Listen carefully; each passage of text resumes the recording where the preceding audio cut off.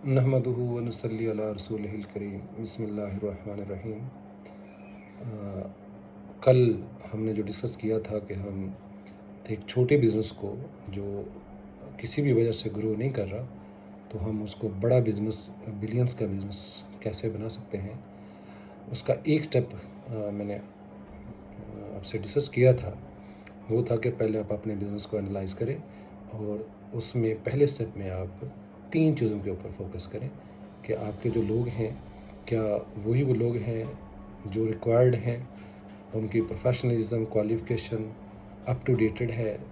और दूसरा कि क्या आपका जो बिज़नेस है वो सिस्टम ओरिएंटेड है या इंडिविजुअल ओरिएंटेड है।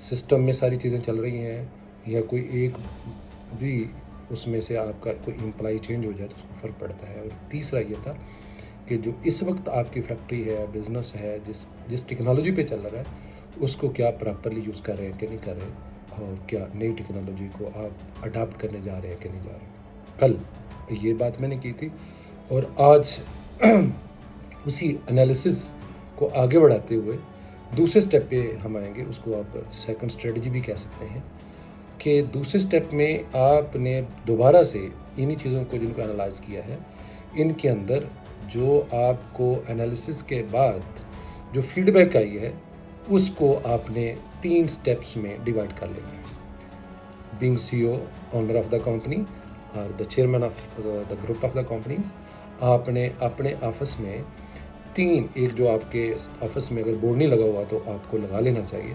तो आपके ऑफिस में जो बोर्ड है उसके ऊपर 3 चीज़ें जो आपने लिखनी है। एक चीज़ लिखनी है, उसका नाम आप रख दें इंटेंसिव केयर। जब आप एनालाइज करें कि आपके बिज़नेस में जो चीज़ क्रिटिकल है, जहाँ से रिज़ल्ट आपको 100 में से 10%, 20% सिर्फ आ रहा है और 80% नहीं आ रहा, और वो आपका जो डिपार्टमेंट है या कोई एरिया है की वर्किंग एरिया जो है, की परफॉर्मेंस एरिया जो है, अगर उसको आपने आइडेंटिफाई कर लिया है और उसके बाद आपको लगता है कि आपका जो की परफॉर्मेंस एरिया है उसके अंदर आपकी जो परफॉर्मेंस है वो 10% है या 20% है, तो आप क्या करेंगे, उस एरिया को रेड मार्क कर देंगे और रेड से लिखेंगे और उसका नाम होगा इंटेंसिव केयर। जैसे हॉस्पिटल में जो चीज़ इंतहाई क्रिटिकल होती है उसे इंटेंसिव केयर यूनिट में रखा जाता है और उसके ऊपर 24 घंटे की सर्वेलेंस होती है। 24 घंटे उसको देखना होता है कि how to get it done. उस पेशेंट को, उसकी मेडिकेशन को, उसकी एक एक चीज़ को, हर चीज़ को, जितने उसके वाइटल्स हैं उनको बार बार रिपीटेडली चेक किया जाता है। तो आपका जो ये इंटेंसिव केयर की परफॉर्मेंस एरिया है, मैं रिपीट कर रहा हूँ, जो इंटेंसिव केयर की परफॉर्मेंस एरिया है, जो आपको लगता है कि यहाँ काम करें तो आपको बहुत अच्छा आपका बिजनेस ग्रो कर सकता है, लेकिन वहाँ की परफॉर्मेंस आपकी 0 है, 10% है या 20% है, तो इट विल बिकम योर की जो है इंटेंसिव केयर एरिया। इसमें आप रोज़ाना की बुनियाद पे जो भी उस वहाँ पे लोग काम कर रहे हैं या वो एरिया, उसके ऊपर आप बैठेंगे, सोचेंगे और उन लोगों से आप मीटिंग करेंगे।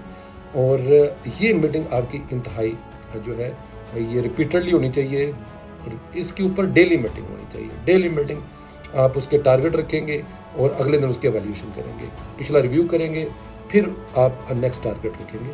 तो इसको डेली इसके ऊपर फोकस करना है कि जब तक it is not converted into A stable patient या स्टेबल की परफॉर्मेंस एरिया। दूसरा, आपने जो मैं कह रहा हूँ कि आपका जो स्टेबल, आपका वो एरिया, वो प्रोडक्ट, कोई भी आपका बिजनेस का वो की परफॉर्मेंस एरिया जो स्टेबल चल रहा है, उसके ऊपर आपको हर 3 दिन बाद मीटिंग ज़रूरी है। उसके भी आप टारगेट रखेंगे और उसके टारगेट्स के ऊपर जब मीटिंग करेंगे तो फिर आप वही करेंगे कि आप रिव्यू करेंगे पिछले टारगेट्स का, और अगली जो भी आपकी स्ट्रेटजी होगी, टारगेट होगा, तो उसका टारगेट जो है, आपका जो भी पर एनम टारगेट है या मंथली टारगेट है, तो उसको आपने 3 दिन के टारगेट्स में डिवाइड करके चलने हैं, जो आपका स्टेबल की परफॉर्मेंस एरिया है। तीसरा, आपका की परफॉर्मेंस एरिया है लेकिन وہاں پہ آپ کو بہت زیادہ گروتھ مل رہی ہے، 100% پرفارمنس ہے. تو اس کو جو دوسرا آپ نے اسٹیبل پیشنٹ ایریا ہے اس کا اس کو کلر آپ دے دیں گے گرین.